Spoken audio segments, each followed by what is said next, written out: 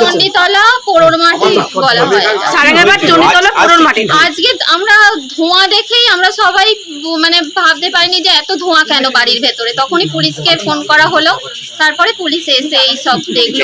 সকাল থেকে পচা পচা একটু গন্ধ বেরোচ্ছিল, ওটা আমরা খেয়াল করেছি। এবার আমরা ভাবছি ডাম্পিনের গন্ধ আসে, এইসব নিয়ে আমরা একটু আলোচনা করছিলাম। কিন্তু বৃষ্টির জন্য আর ওদের বাড়ি আমাদের কাউকে ঢুকতেও দেয় না।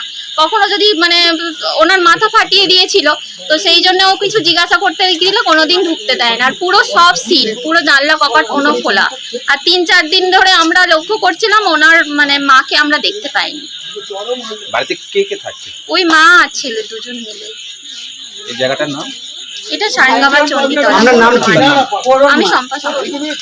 ছেলেটা মাথা খারাপ হয়ে গিয়েছিল, খুব চিৎকার করে প্রত্যেক দিনই। সবাই মিলে আমরা দেখতাম কি হয়েছে কি বলতে গেল।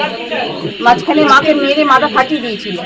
তারপরে প্রতিবেশীরা আমরা সবাই মিলে গিয়েছিলাম, পুলিশকে ডেকেছিলাম, ওরাও এলো। আমরা বলেছিলাম যে সেটা মাথা খারাপ, আপনার একটা ব্যবস্থা নিন। কিন্তু ছেলেটাকে তখন ওরা কেউ কিছু করলো না। আমরা নিজেরা গিয়ে মলম টলম লাগিটাকে দেখছিলাম। তারপরে পরের দিনও গিয়েছিলাম, কিন্তু কিছু আর ঢুকতে দেয়নি আমাদের। ওরা কারোর সাথে সাথে মেশেও না। আচ্ছা, এই আগুনটা কখন লেগেছে?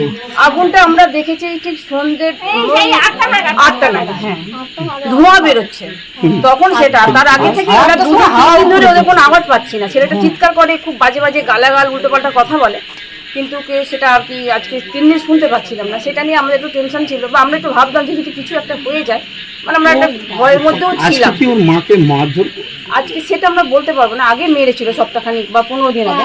আজকে মায়ের বয়স কত? মায়ের 70 হবে, 70 পেরিয়ে গেছে। বাড়িটা যে মারা গেছে তার নামটা কি?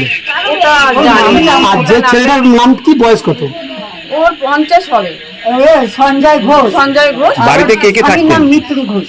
হ্যাঁ, বাড়িতে কে কে থাকতেন? ওরা ছেলে থাকতো।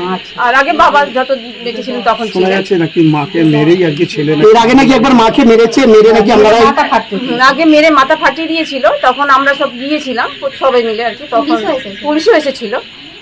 নাকি মাথা ফাটিয়ে দেওয়া হয়েছে এবং মেরেও দেওয়া হয়েছে। তারপরে ওর নাকি সেটা ঠিক আমরা বলতে পারবো না, কারণ আগুন জ্বলছে। তারপরে এখন সবাই, কিন্তু আমরা প্রথমে চেষ্টা করেছিলাম, অনেক ডাকাডাকি করা হয়েছিল, কিন্তু খোলেনি। এমনি কি ঝগড়া হতোই প্রায়? না না, ঝগড়া বলতে ছেলেটাই চিৎকার করতো, মাথাটা কিন্তু ভালো ছিল আগে। দিদি আপনার নাম? বাসন্তী। এই জায়গাটার নাম? এটা চণ্ডীতলা পোড়র মাটি।